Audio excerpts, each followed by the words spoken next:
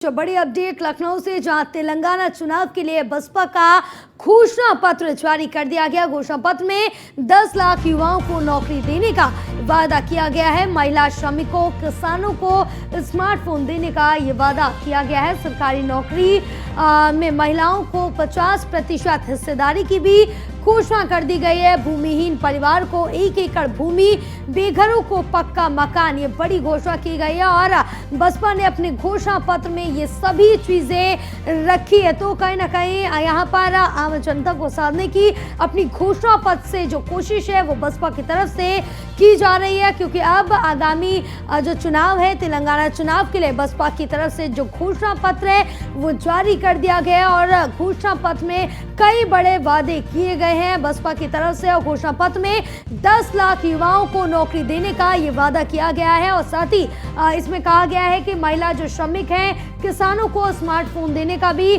बसपा की तरफ से वादा किया गया। इसके साथ साथ इसमें बात की गई है कि सरकारी नौकरियों में महिलाओं को अब 50% की जो हिस्सेदारी है वो भी दी जाएगी। इसके साथ ही अगर हम बात करें भूमिहीन परिवारों की, तो उसको भी 1 एकड़ भूमि, बेघरों को पक्का मकान दिए जाने की बसपा की तरफ से बात कही गई है, क्योंकि अब यहाँ पर बसपा का जो घोषणा पत्र वो जारी किया गया है और उसमें कई अहम जो चीजें हैं वो भी मेंशन की गई है। और कहीं ना कहीं आम जनता को अपने घोषणा पत्र के जरिए साधने की जो पुरजोर कोशिश है बसपा की, कहीं ना कहीं देखने को अवश्य मिलेगी। अपने घोषणा पत्र के जरिए कितना आम जनता को साध पाती है, कितना अब जो दलित वोट बैंक है जो कहीं ना कहीं बसपा से छिटका है, वो हमारे साथ हमारे सहयोगी संदीप मिश्रा भी जुड़े हुए हैं और ज्यादा जानकारी ले लेते हैं। संदीप, क्योंकि अब बसपा की तरफ से अपना घोषणा पत्र तेलंगाना के लिए जारी कर दिया गया है और कई बड़े वादे किए गए हैं।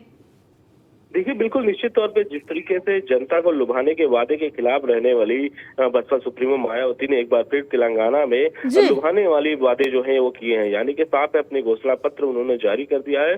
उस घोषणा पत्र में अगर बात की जाए कि तेलंगाना में कि महिलाओं या हो या युवाओं हो या बुजुर्ग हो, सभी को कुछ न कुछ देने का वादा किया है उन्होंने। साफ तौर पे युवाओं को स्मार्टफोन देने का वादा किया है, महिलाओं को लेके वॉशिंग मशीन देने का बात की है। इसके साथ साथ 50% हिस्सेदारी की घोषणा किया है उन्होंने। 10 लाख युवाओं को नौकरी देने का वादा किया है। भूमिहीन परिवार को 1 एकड़ भूमि और बेघरों को पक्का मकान देने का वादा किया है। तो निश्चित तौर पे तेलंगाना के विधानसभा चुनाव को लेकर के बसपा सुप्रीमो मायावती ने बड़ा ऐलान किया है और घोषणा पत्र में अपने बहुत सी चीजें डाली है, यानी कि कहा जा सकता है कि चाहे बुजुर्ग हो या महिला हो या युवा हो, सभी को कुछ न कुछ देने का जो वादा है वो किया है। लेकिन इससे पहले अगर बात करें तो जब भी भारतीय जनता पार्टी हो या समाजवादी पार्टी सरकार रही हो, अपने घोषणा पत्र में अगर उन्होंने कुछ जनता के लिए कुछ अगर लिखा है तो निश्चित तौर पे उस पर बसपा सुप्रीमो मायावती ने सवाल खड़े किए हैं। और इस सवाल को लेकर के अब सवाल बन रहा है कि तेलंगाना में एक बार फिर से बसपा ने लुभाने के वादे जो है वो जारी कर दिए हैं। जी बिल्कुल, क्योंकि संदीप, अब जिस तरह से देखें कि अपने घोषणा पत्र में काफी कुछ खास रखा है बसपा की तरफ से, क्योंकि इसमें चाहे बात युवाओं की हो, महिलाओं की हो, गरीब तबके की हो, किसानों की हो, कि सबके लिए कुछ ना कुछ जरूर रखा गया है। यानी कि अपने घोषणा पत्र के लिए, अपने घोषणा पत्र के साथ सभी को साधते हुए नजर आएंगी मायावती। देखिए, बिल्कुल निश्चित तौर पे जिस तरीके से बसपा ने नई रणनीति के साथ इस बार काम करना शुरू किया है और अपनी जो पुरानी रणनीति थी उसको बदलती हुई नजर आई है, यानी तेलंगाना के विधानसभा चुनाव में उन्होंने अपना जो घोषणा पत्र जारी किया है उसमें उन्होंने हर खेमे को रखा है साथ में, चाहे वो महिला हो या फिर युवा हो या बिल्कुल सभी पर यहाँ पर सभी को अपने घोषणा पत्र के जरिए साधते हुए नजर आएंगे। फिलहाल संदीप, तमाम जानकारी साझा करने के लिए बहुत शुक्रिया।